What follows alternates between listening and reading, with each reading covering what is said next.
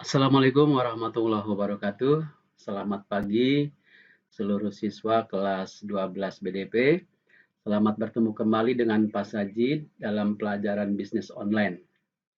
Untuk pertemuan kita kali ini, kita nanti akan membahas tentang bagaimana cara untuk mempertahankan loyalitas konsumen dalam pelajaran bisnis online. Nah, sebelum kita mulai lebih lanjut, dipersilahkan untuk berdoa terlebih dahulu agar kegiatan kita, belajar kita hari ini dapat bermanfaat. Baik, untuk selanjutnya, sebelum Bapak membahas tentang materi lebih lanjut, Bapak ingin sampaikan dulu bahwa materi ini sebenarnya sudah Bapak simpan di website pasajid43wordpress.com, di mana dalam website ini kalian nanti akan mengunjungi materi atau menu yang ada di blog. Tinggal diklik blog. Nah, nanti di situ sudah ada materinya, yaitu untuk kelas 12 BDP. Tinggal kalian lanjutkan saja untuk membacanya. Di situ sudah lengkap Bapak uraikan materinya, termasuk juga untuk tugas-tugasnya. Ya, insya Allah tugasnya hari ini tidak begitu berat. Baik, anak-anak sekalian, untuk melengkapi materi tersebut, mari sama-sama kita dengarkan uraian yang akan Bapak sampaikan tentang bagaimana caranya untuk mempertahankan loyalitas konsumen dalam bisnis online. Kita mulai satu persatu, ya. Kenapa sih kita harus mempertahankan loyalitas konsumen dalam bisnis online? Ini mungkin pertanyaan yang utama. Karena apa? Karena kecintaan kita kepada konsumen itu penting kita pertahankan, bahwa konsumen merupakan aset daripada perusahaan.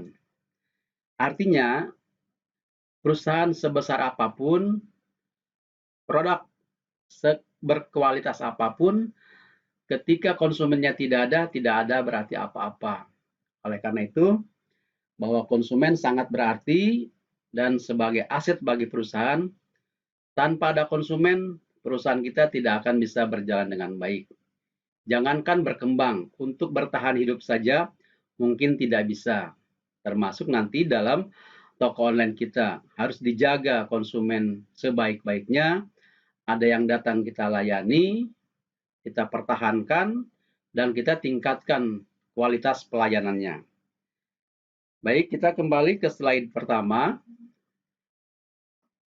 yaitu cara yang pertama kita harus mengutamakan kualitas produk. Nah, ini penting buat kita bagi pengusaha-pengusaha bisnis, termasuk bisnis online, bahwa kualitas produk yang paling utama. Karena apa? Orang kan mencari mutu. Ya, kalau pelayanan mungkin termasuk bagian nomor 2-nya.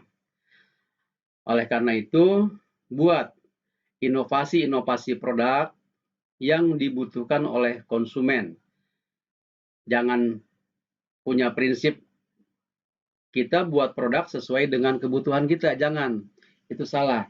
Yang benar adalah buat produk ini adalah sesuai dengan kebutuhan konsumen. Ya. Selanjutnya,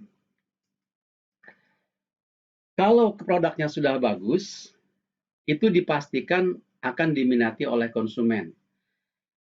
Seorang konsumen akan merasa bangga ketika dia mendapatkan produk yang bermutu atau berkualitas, tidak produk yang abal-abal, ya. Bahkan kalau produknya misalnya kita kasih garansi, ya, berkualitas 100%, itu memungkinkan konsumen akan merasa puas terhadap produk yang kita buat atau yang kita jual, ya. Ini penting buat kita, bagi siapapun pengusaha, kualitas produk harus kita nomor satukan. Dan harga nanti akan mengikuti.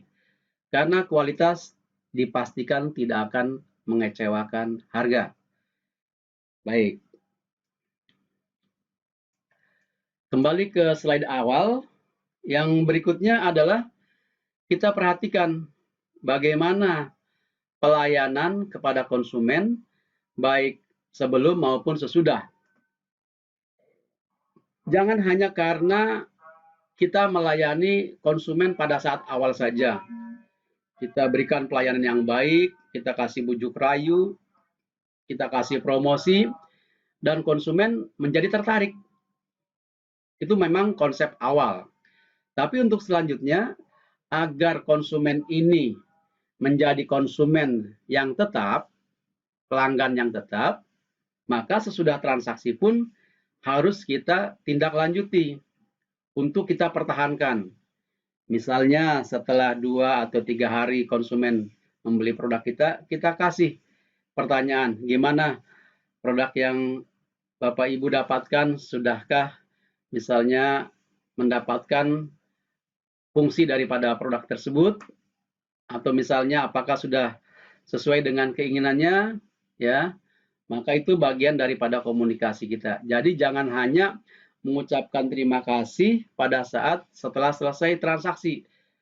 Lanjutkan misalnya 2-3 hari atau seminggu kemudian atau sebulan kemudian ada komunikasi dengan konsumen tersebut, ya. Itu yang perlu kita lakukan.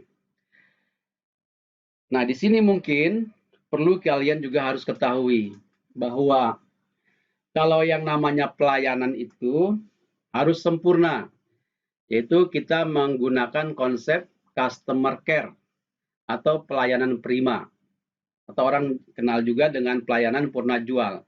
Jadi artinya kita melakukan pelayanan itu sebelum dan sesudah.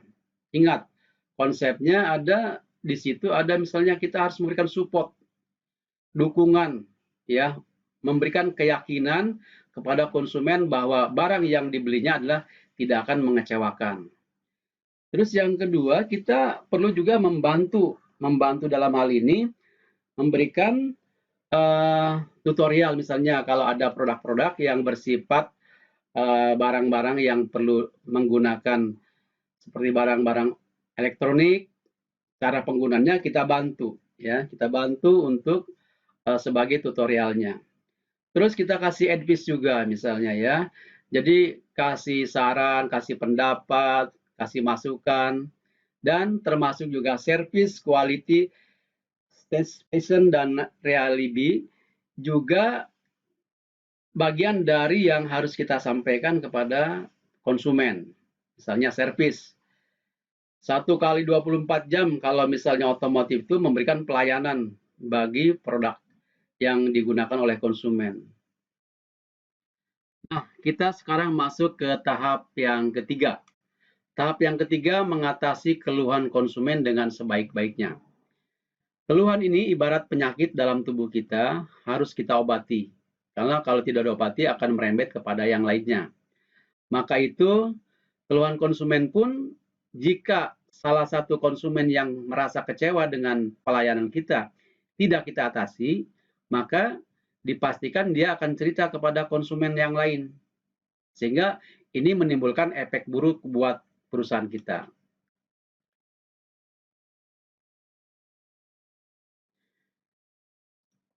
Ini contoh gambar yang Bapak tayangkan, ada 3 gambar, ya.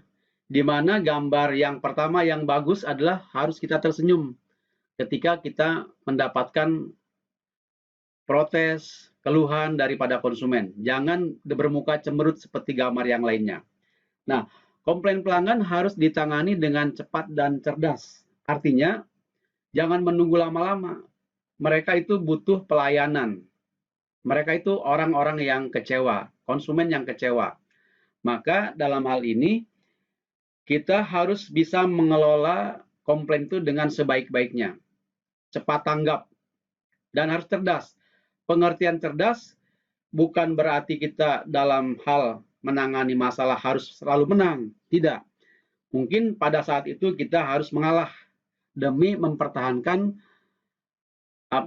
kedudukan konsumen agar tetap bertahan dalam perusahaan kita. Ya, itu yang harus kita perhatikan dalam mengatasi keluhan konsumen. Yang berikutnya, manfaatkan teknologi untuk membangun komunikasi. Komunikasi dengan konsumen itu penting kita bangun, karena ini kita jualannya online, maka manfaatkan teknologi. Misalnya dengan menggunakan media sosial, apakah itu kita menggunakan Instagram, atau Facebook, atau WA, bangun komunikasi dengan konsumen. Kalau perlu, kita masuk ke dalam grup mereka. Setiap ada aktivitas dengan mereka, kita ikut terlibat di dalamnya. Ini memungkinkan kita bisa mempertahankan loyalitas konsumen dalam perusahaan kita. Baik, selanjutnya kita masuk ke poin yang kelima. Ya, berikan penawaran spesial kepada konsumen, terutama konsumen-konsumen ini yang sifatnya royal. Royal yang dimaksud adalah dia suka membeli jumlah yang banyak dan dia membeli juga secara berkala, ya. Jadi ada rutinitasnya. Ini termasuk pelanggan setia kita. Kalau kita misalnya memberikan spesial diskon kepada konsumen, contoh misalnya 10-20% saja, itu kita tidak akan rugi. Bahkan dengan pelayanan ini konsumen merasa dia itu diperhatikan, sehingga dia tidak akan lari kepada perusahaan lain dan tetap bertahan dengan perusahaan kita, karena sudah merasa diuntungkan oleh kita. Oke. Berikutnya, lakukan kegiatan bersama dengan konsumen. Ya, kegiatan bersama dengan konsumen, misalnya dalam forum-forum tertentu, ada kegiatan bazar, atau contoh misalnya ini kegiatan 17 Agustus, maka ketika ada kegiatan itu kita harus masuk di dalamnya, paling tidak kita mensupport, misalnya mensupport dana, mensupport perlengkapan-perlengkapan, sehingga kita akan tetap dikenal dengan yang baik. Ya. Selanjutnya, yang ketujuh, dengarkan opini atau saran-saran dari pelanggan.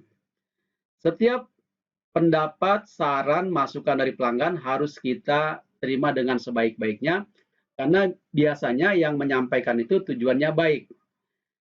Bapak yakin orang yang menyampaikan sesuatu untuk perbaikan tujuannya baik, kita harus positive thinking, dan jangan berpikir itu hanya misalnya kesalahan biasa gitu. Ini tidak penting buat kita untuk rekomendasikan yang hal-hal itu. Kita harus selalu berpikir positif. Supaya apa? Konsumen itu mendapatkan perhatian dari kita. Karena apa tujuannya? Kita untuk mendapatkan kepuasan daripada pelanggan. Jadi yang ke-8 ini harus pantau kepuasan pelanggan. Bagaimana caranya mendapatkan kepuasan pelanggan tersebut? Nah, ini ada level-levelnya. Kalau misalnya orang mendapatkan barang, mungkin dasarnya dia hanya terpenuhi kebutuhan. Tapi ada yang punya harapan lebih daripada kebutuhan. Misalnya dia mendapatkan nilai lebih daripada barang tersebut, sehingga ada perasaan bangga. Ya, ada perasaan bangga dengan menggunakan barang tersebut. Ada punya hasrat, ya, hasrat untuk bisa memberikan misalnya nilai produk tersebut kepada orang lain yang misalnya dia senangi gitu kan. Dan bahkan yang level yang terakhir itu ada sifatnya kita bukan buat surprise, ya, atau kejutan supaya dia merasa bangga. Nah, surprise ini bisa kita berikan kepada siapa saja. Yang penting itu pelanggan tetap kita. Karena apa? Biasanya kalau orang mendapatkan surprise atau hadiah-hadiah dari kita sebagai perusahaan, itu tidak hanya dinilai daripada barangnya, tapi penghargaannya itu. Jangankan misalnya orang menengah ke bawah, orang kaya pun kalau dikasih surprise, dikasih hadiah, itu akan merasa senang. Ya, jadi ini bagian-bagian penting yang harus kita perhatikan dalam mempertahankan loyalitas konsumen dalam perusahaan kita. Tentunya kembali kepada materi yang awal tadi, agar si konsumen tersebut dia tetap bertahan di kita, jangan sampai lari, dan ini bagian-bagian penting yang harus kita lakukan. Ini saja yang Bapak sampaikan, mudah-mudahan materi ini bermanfaat, dan kembali tadi materinya sudah ada di website Bapak, jadi tinggal kalian pelajari dan kerjakan tugasnya. Demikian, terima kasih. Assalamualaikum warahmatullahi wabarakatuh.